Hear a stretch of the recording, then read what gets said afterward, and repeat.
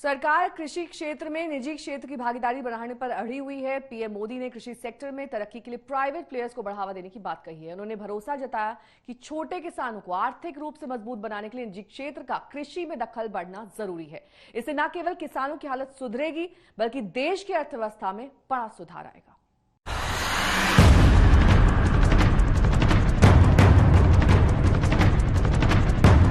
हम बंगाल की तस्वीर और तकदीर बदल डालेंगे।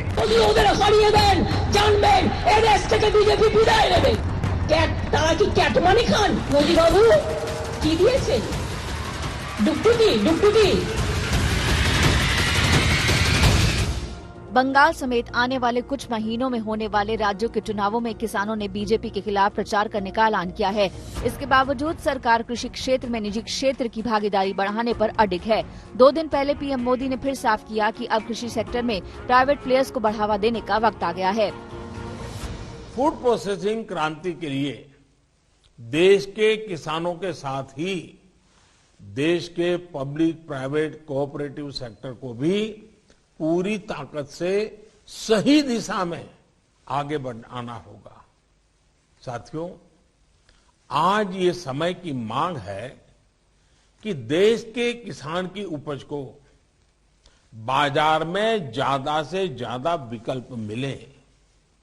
सिर्फ रॉ प्रोडक्ट या फिर सिर्फ उपज तक किसानों को सीमित रखने का नुकसान देश देख रहा है।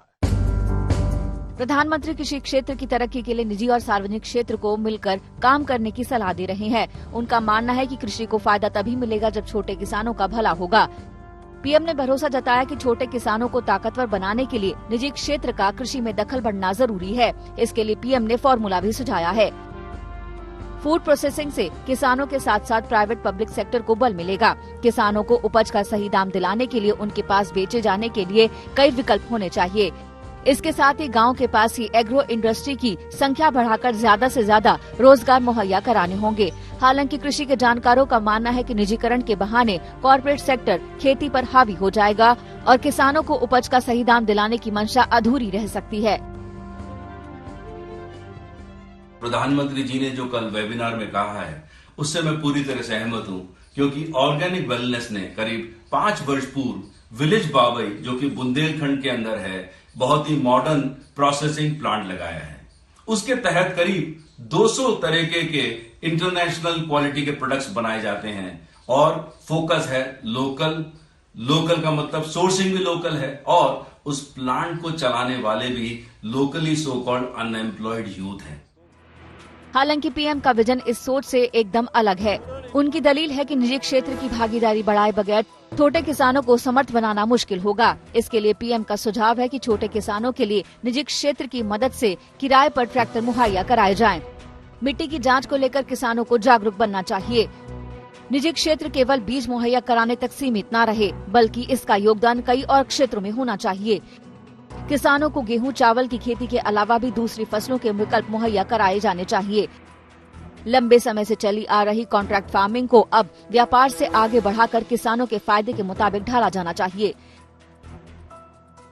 एग्रीकल्चर एक्सपर्ट्स का मानना है कि निजी क्षेत्र को अगर मौका मिले तो न केवल किसान की हालत सुधरेगी बल्कि देश की अर्थव्यवस्था में भी बड़ा सुधार आएगा। जिस प्रकार से मत्स्य पालन है, मधुमक्खी पालन है, डेयरी उद्योग है, इन पर बहुत सारी जो छोटे मोटे उद्योग स्थापित किए जा सकते हैं। इनके लिए, इनके प्रसंस्करण के लिए, इनकी पैकिंग के लिए, इनकी मार्केटिंग के लिए बहुत सारे लोग वहां पर जाकर अगर काम करें तो उन्हें रोजगार मिलेगा और किसान को प्रोत्साहन मिलेगा।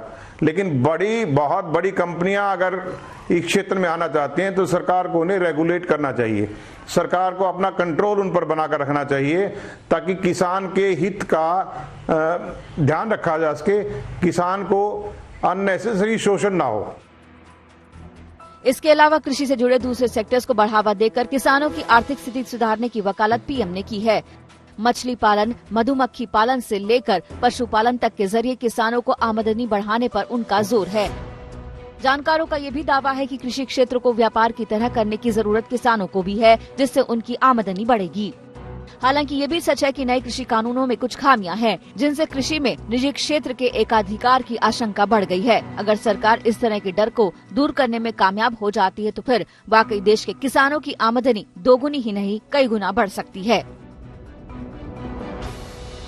आज तक ब्यूरो। बिजनेस आज तक में मेरे साथ अभी के लिए बस इतना ही। देश और दुनिया की तमाम खबरों के लिए आप देखते रहिए आज तक।